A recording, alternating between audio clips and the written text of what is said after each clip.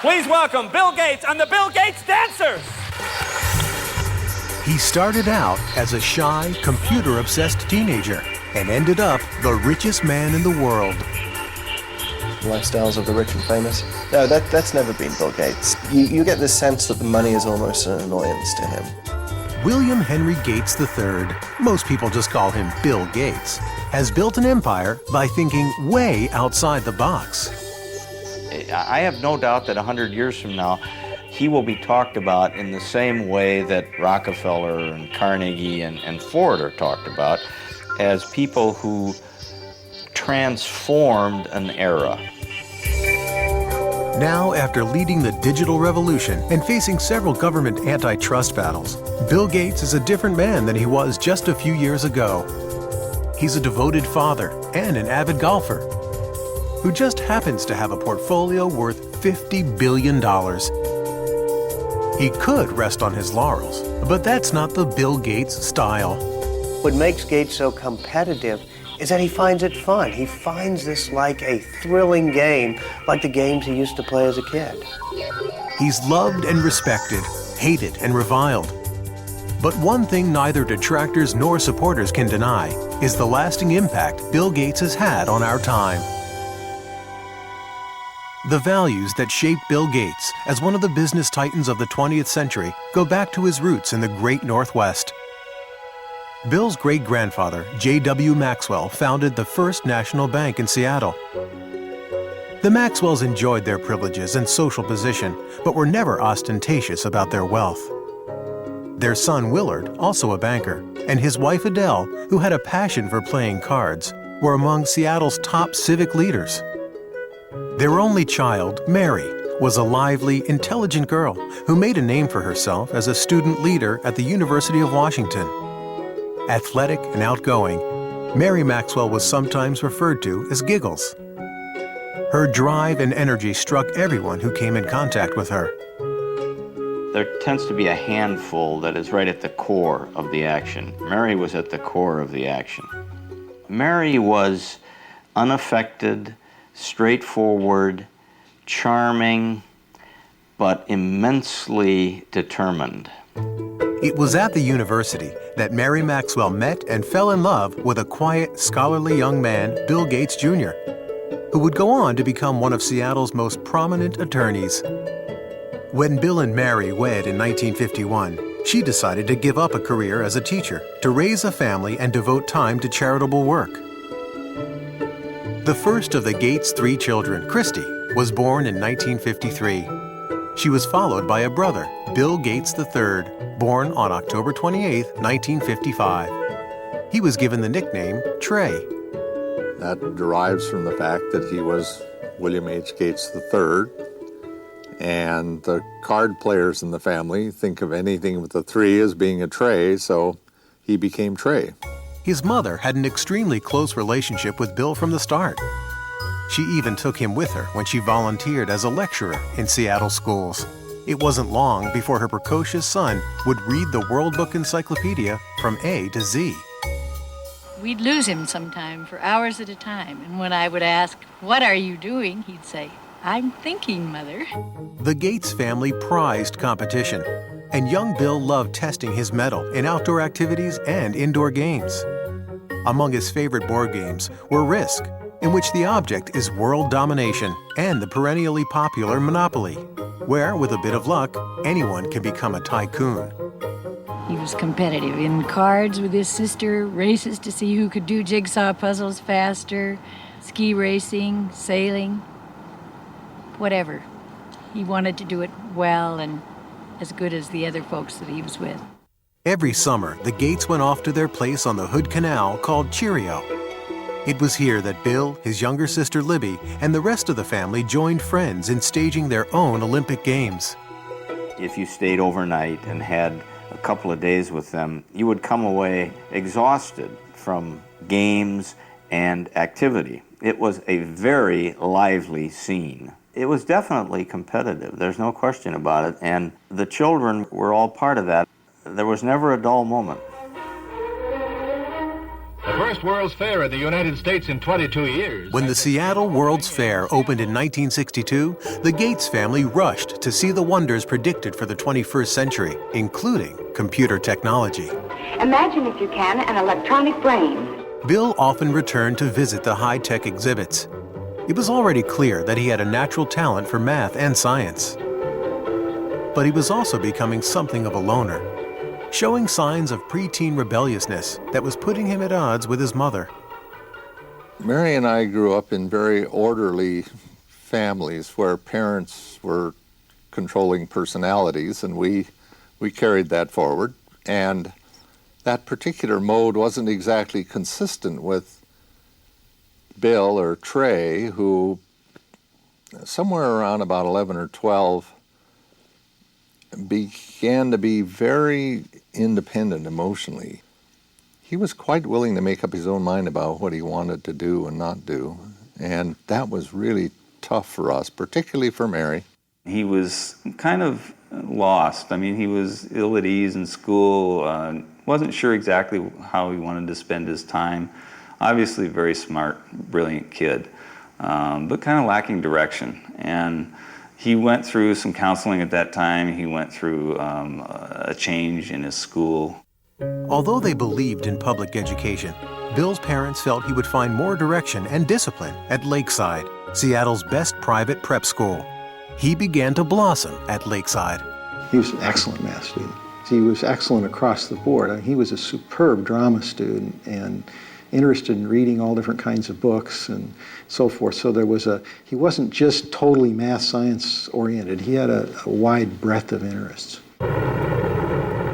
When Bill started high school in 1969, the U.S. space program was at its peak. Apollo 11 took men to the moon that July.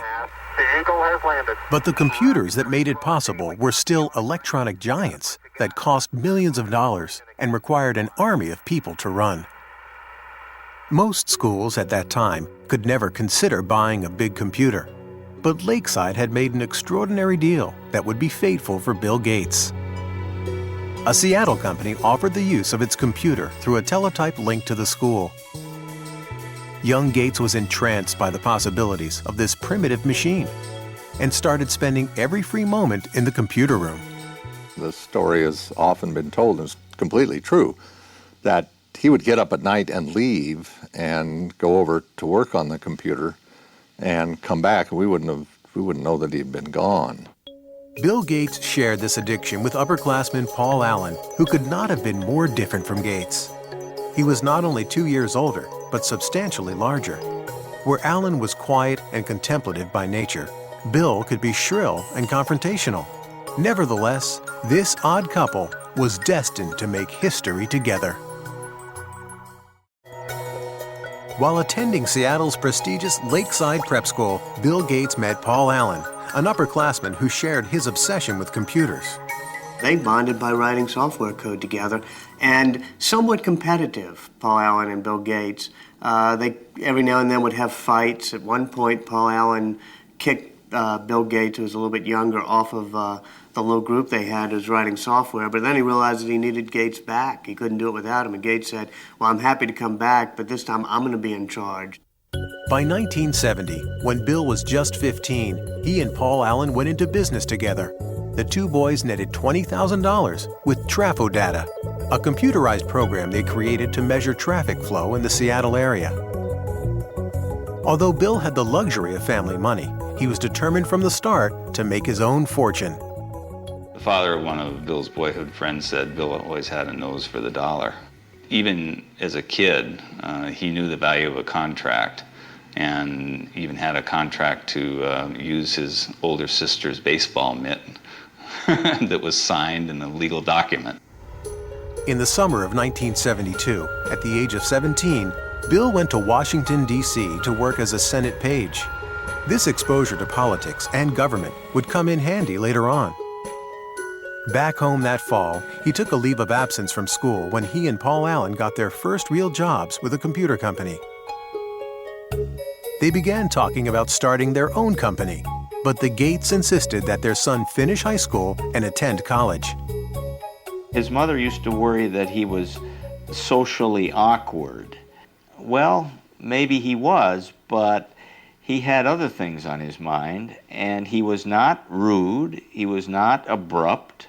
He was marching to a different drummer. He's a genius, and he has a different agenda. Bill graduated from Lakeside in 1973, and his parents took great pride in his acceptance at Harvard University. So he left Seattle and headed east to Cambridge, Massachusetts. As a freshman at Harvard, he thought briefly about preparing for a career in law, but no course of study ignited his imagination like his work with the computer. Bill was somebody who was always very determined to do what he was interested in doing. The things that he was less interested in, which often included his academic classes, he tended simply to coast and get by on talent. I remember there was a course in Introduction to Greek Literature where he'd really done, as best as I could tell, none of the work during the year. Stayed up all night the night before the exam, slept through part of the exam, and still got a B. It was not surprising that Gates fell asleep in an exam. Between classes and time spent at the Harvard Computer Center, he seemed to be on the go 24 hours a day. And he was always very focused on whatever it was that he was doing. He could come into his room, not get undressed, just kind of lie down on his bed, which of course would be not made because he had never had time for that, and just fall asleep. Door open, fully clothed, lie down, sleep, and then when he's refreshed, boom, back up at it and whatever the next thing was. Bill paused long enough to make some lasting friendships at Harvard, but his social life was not a priority. He dated only occasionally, with varying degrees of success. I interviewed several women who had dated Bill just briefly, and one told me the very first question Bill asked her was, "What did you score on your SAT test?" You know, this is not exactly, you know, what a young woman wants to hear. For Bill Gates, though, he had scored a perfect 800 on his math portion of the SAT, and this was a matter of pride with him, and he wanted to make sure whoever he was dating, you know, had scored a pretty high grade. Bill did shine in math, but true to form, when he found out that he was not the #1 math student at Harvard, he decided against becoming a mathematician. While he kept his academic options open, he picked up some new skills outside of class. Spent a great deal of time playing pinball video games, and especially poker, which was something that we all did a lot of back in college. But it was Paul Allen, Bill's former schoolmate and business partner, who delivered Gates' biggest stroke of luck. Allen had moved to Boston from Seattle for a job. In December of 1974, he picked up a magazine in Harvard Square. The cover of Popular Electronics announced the arrival of the world's first mini-computer kit, the Altair 8800. He rushed to show it to Bill. Gates and Allen knew instantly that the day of the personal computer had arrived.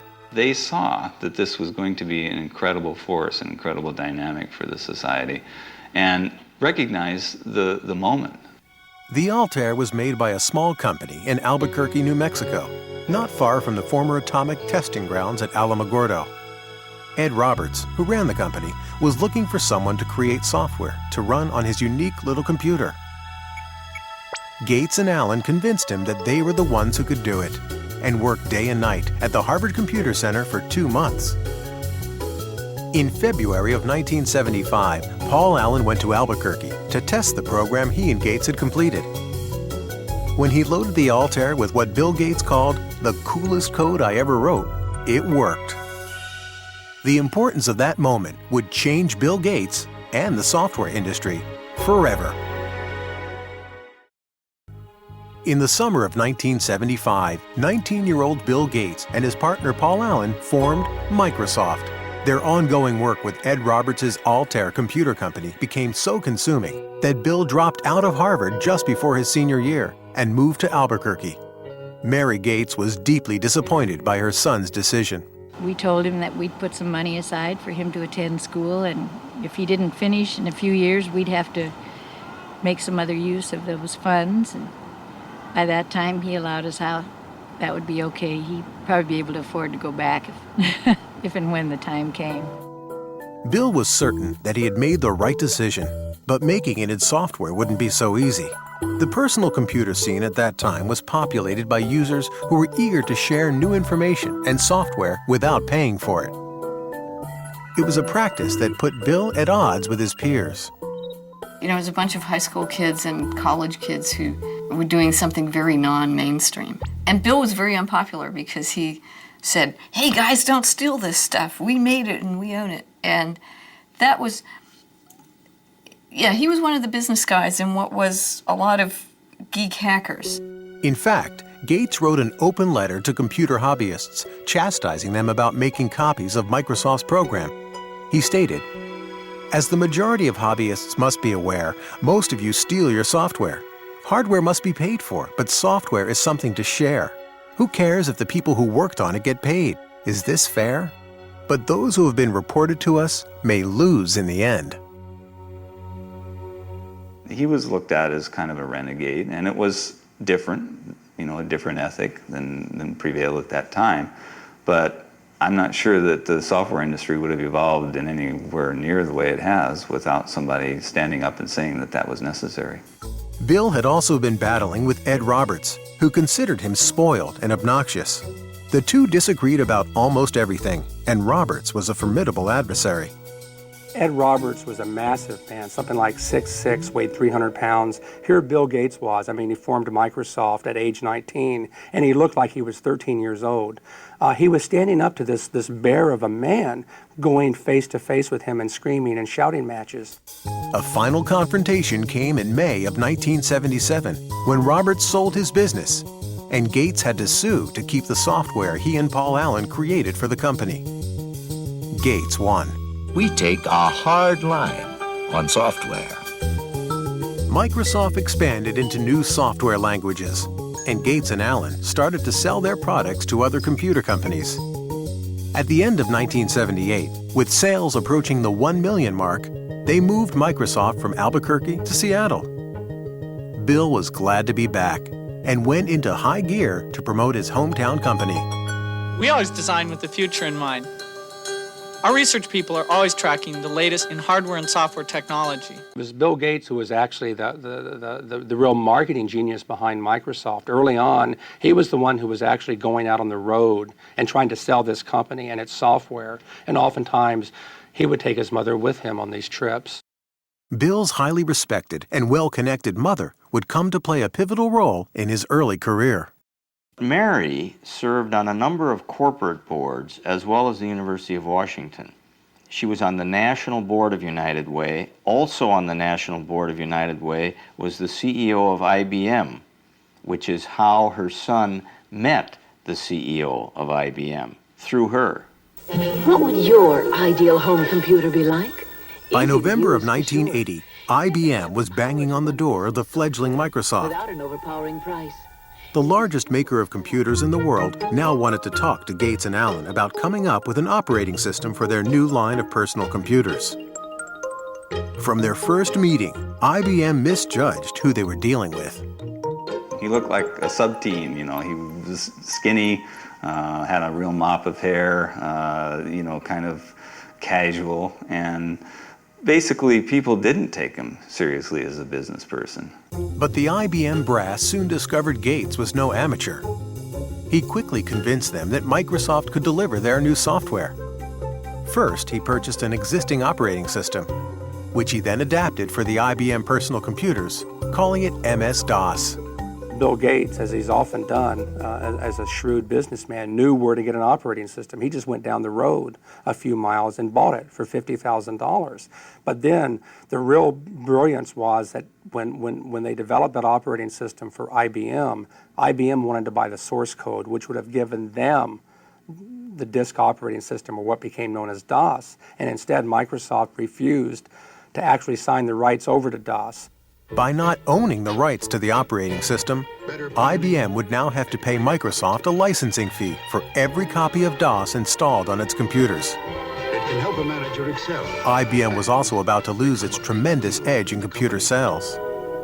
The IBM personal computer. As other companies introduced personal computers that were cheaper than IBM's, Microsoft was able to sell the same operating system to all of them. There were all kinds of computers that were being conceived at that point in time. And it struck me that I don't know who will win in the hardware business, but Microsoft has a very good chance to win in the software business. Between 1978 and 1981, Microsoft's growth was staggering. The staff was enlarged from 13 employees to 128. Revenues mushroomed from $4 to $16 million. By 1983, 30% of all the personal computers in the world were running Microsoft software.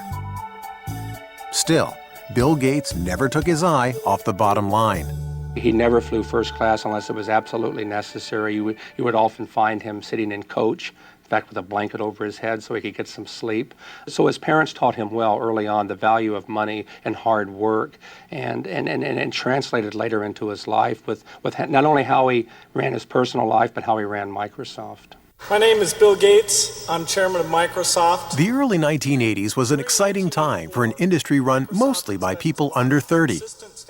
Microsoft began working on software for innovative companies like Apple and its guru, Steve Jobs.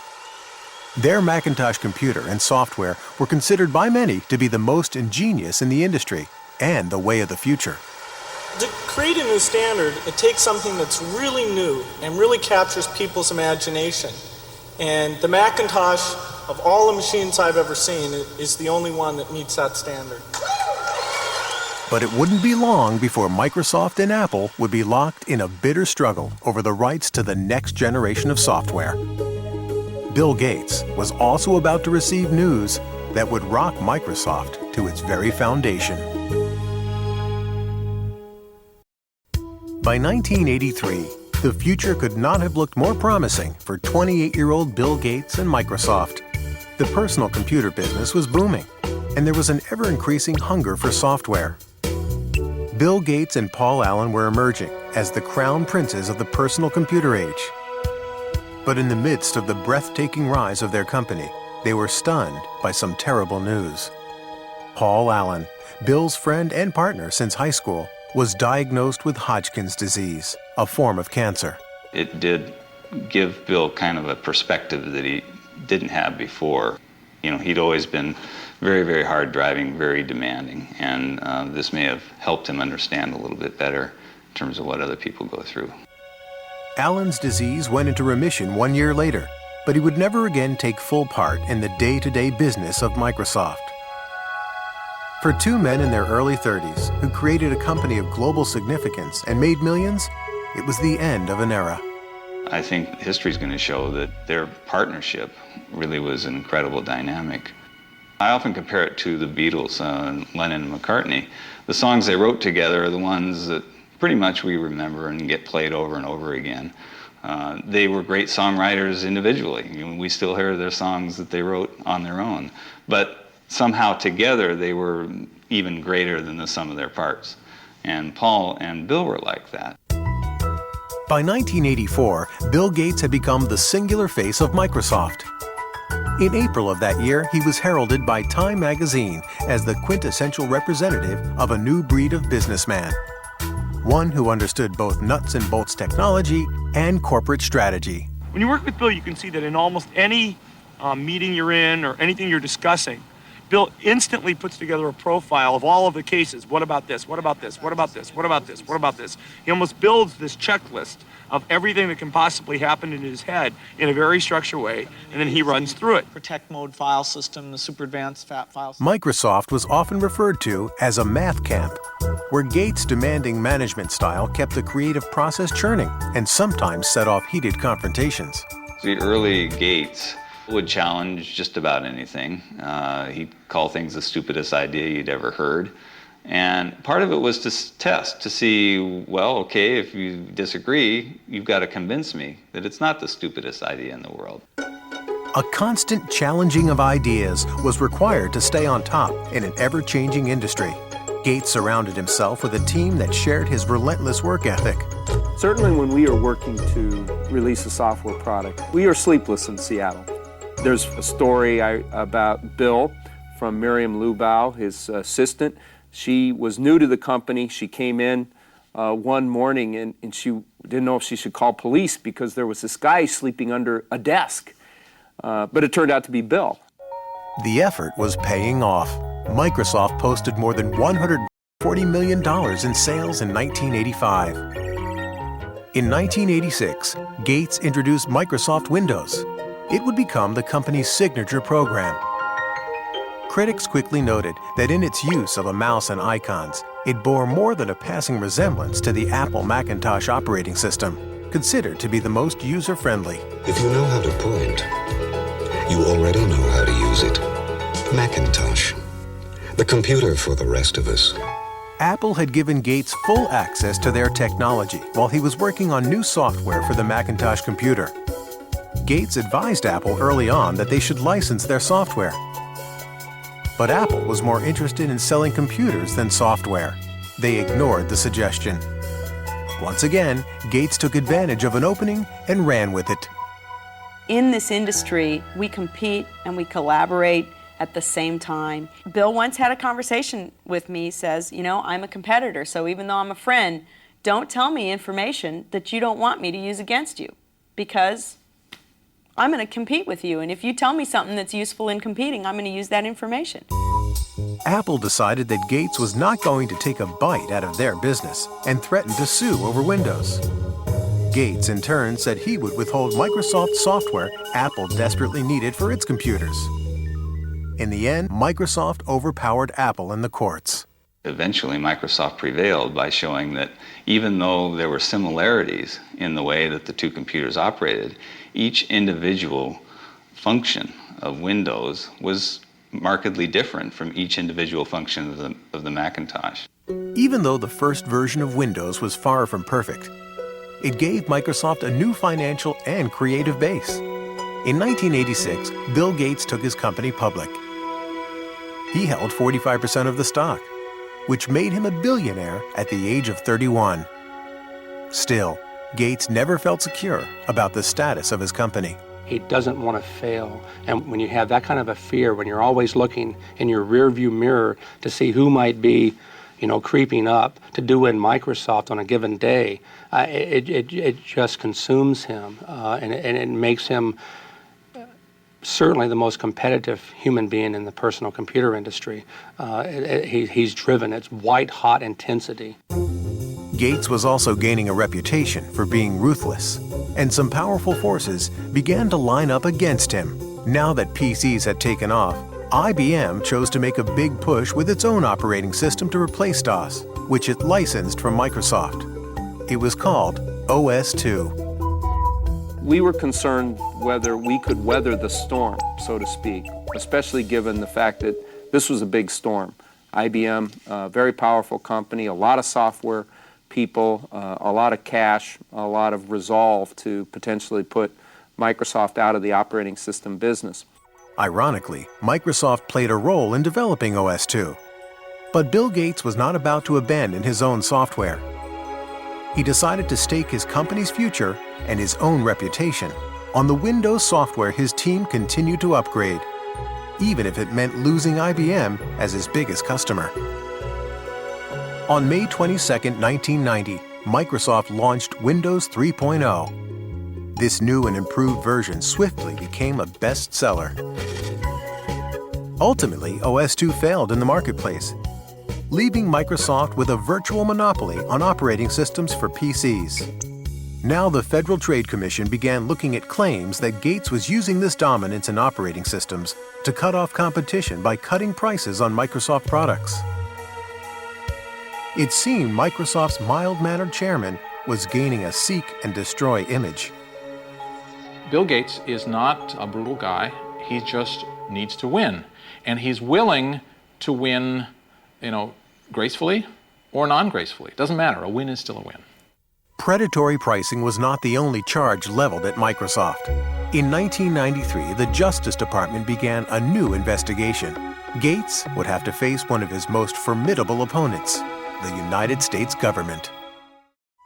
In 1993, Bill Gates and Microsoft were again under investigation by the U.S. Justice Department.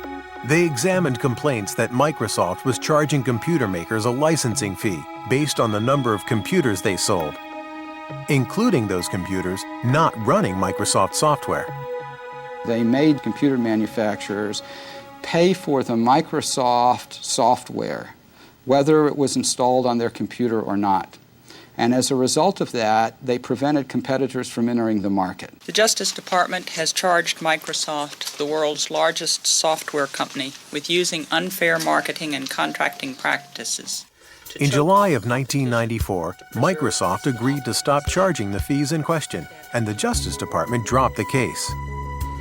Gates would never admit that Microsoft had a monopoly, and maintained he was simply providing better software at lower prices. I mean, we're not like an alligator. We don't go around and eat things. We come out with these little boxes, these nice little software packages, and you stick them in your computer, and you either have fun using it, and it helps you get things done, or not. But it wasn't that simple for investors. The government probes and the fights with IBM and Apple caused the value of Microsoft's stock to drop. There was now more pressure than ever to turn out the next version of Windows. Gates found some inventive ways to release the tension. He appeared in commercials for his company with Microsoft Top Gun Steve Ballmer. The next frontier. He sometimes made dramatic entrances to tout his company at software conventions, once arriving as Star Trek's Mr. Spock. Gates also instituted the microgames. This hodgepodge competition among the Microsofties is very reminiscent of the games he played as a child at the Hood Canal. It was like summer camp for adults. We'd all go to his house, and he would spend months figuring out what the various games would be, and he would be sort of the master of ceremonies. He'd form us into teams, very carefully figuring out the dynamics of the teams and how we might all interact. And then we would have to do these like summer camp games. And I met Melinda first at one of those micro games. Melinda was 28-year-old Melinda French, a Duke graduate with an MBA. She had been working as an executive at Microsoft for several years. It was becoming increasingly clear to Bill's family and friends that she was the woman that 37-year-old Gates had decided to spend his life with.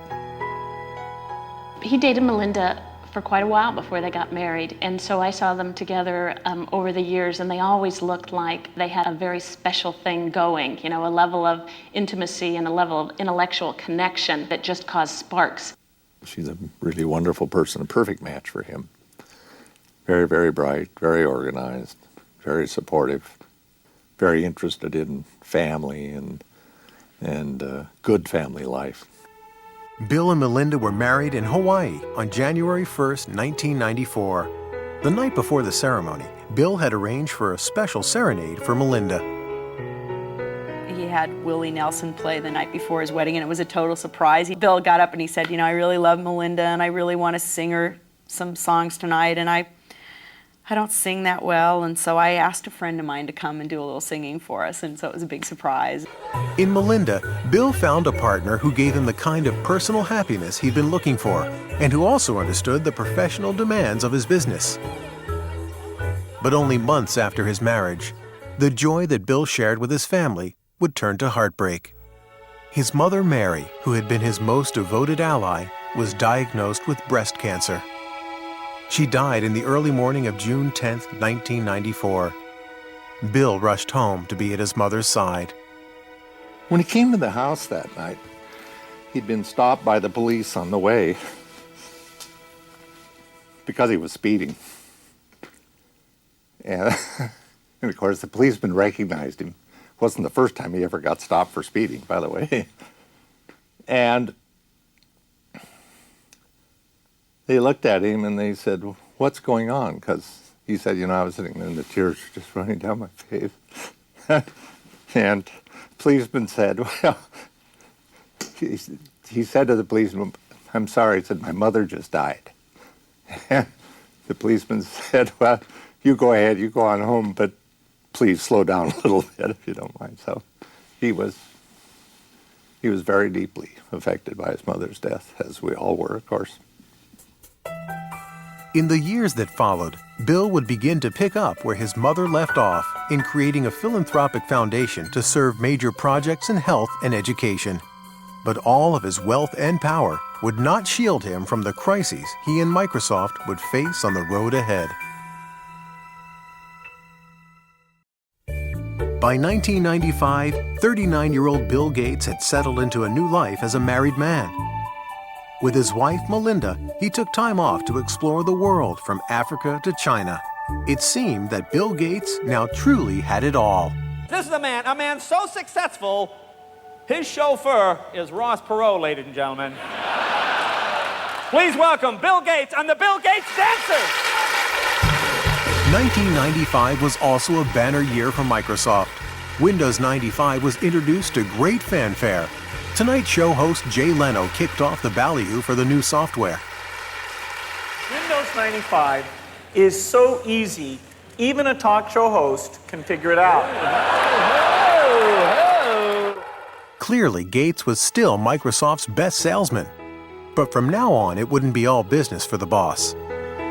On April 26, 1996, Bill and Melinda welcomed their first child, a daughter, Jennifer. He just loves that little girl. It's just so marvelous to see. It's very gratifying to a father to see his own son have the same feeling about children that I did about him and his sisters. So it's really gratifying. A year after his daughter's birth, Bill moved his family into a $54 million dream house. Along with family and guest quarters, there is a library housing the Leonardo da Vinci notebook, for which Gates paid more than $30 million.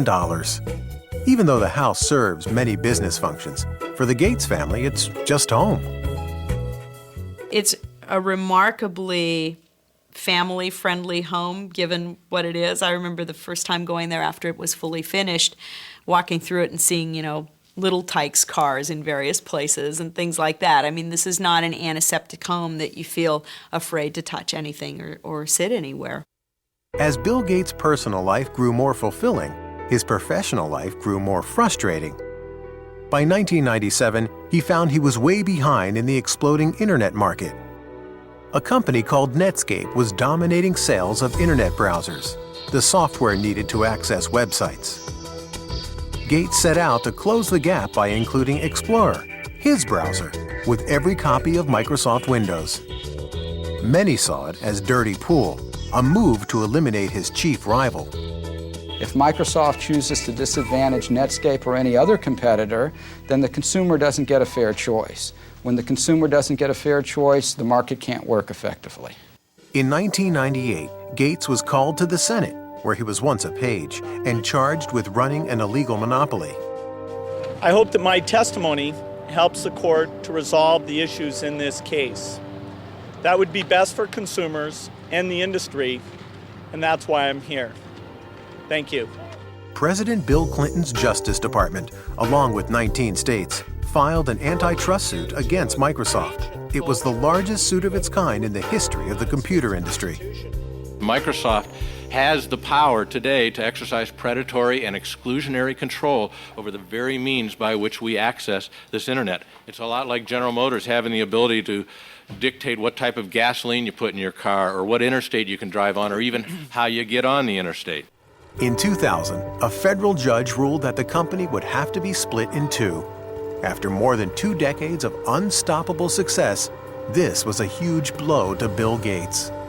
The antitrust trial affected Bill Gates very deeply. He was very sensitive to the accusations that he was petulant, that he was arrogant, that he didn't answer all the questions fairly, that he was trying to be obstructive with prosecutors. Rural town of about The antitrust suit lasted 4 years and cost Microsoft millions of dollars in legal fees. Ultimately, in 2002, the Justice Department, under President George Bush, offered Microsoft a favorable settlement. It would be an infuriating moment for Microsoft's detractors and a triumphant moment for Bill Gates and company. In the midst of the antitrust suit, Bill Gates surprised many when he stepped down as Microsoft's CEO, dubbing himself chairman and chief software architect. The CEO job went to his old Harvard pal, Steve Ballmer. They're old friends, and Gates really wanted to just be the ideas man. He really just wanted to take a step back, and that's what he did, and it's working very well now. So it was difficult for him to let go of his baby, but he got used to it. For the last decade, Bill Gates has been on a mission to share his wealth. In 2000, he formed the Bill and Melinda Gates Foundation, which spends hundreds of millions of dollars every year on computers, vaccines, and medicines for those who need them most. The rich world and the poor world are so separated. The awareness of the crisis in AIDS and the very effective interventions that can take place is very, very low. The time is really now to change these things. He has publicly stated that he will not be leaving his vast fortune to his children. Well, what Bill Gates has said is that he's going to give away, before the end of his life, 90% of his fortune. Bill Gates has become a global icon. His second book, Business at the Speed of Thought, was published in 25 languages and is available in more than 60 countries. In 2004, Forbes magazine rated him as the richest person in the world for the 11th consecutive year. His net worth, estimated at about $50 billion, leaves him some time to play, but not too much. The industry keeps changing. I mean, it's the perfect game because it never ends. You can't sit down and relax. Through it all, William Henry Gates III has remained the competitor he always was. Looking to the future, this visionary is investing much of his energy on expanding the Microsoft market into global territories like the Middle East and China. Meanwhile, Gates and Microsoft have set their sights to improve their software to battle against computer viruses and spam.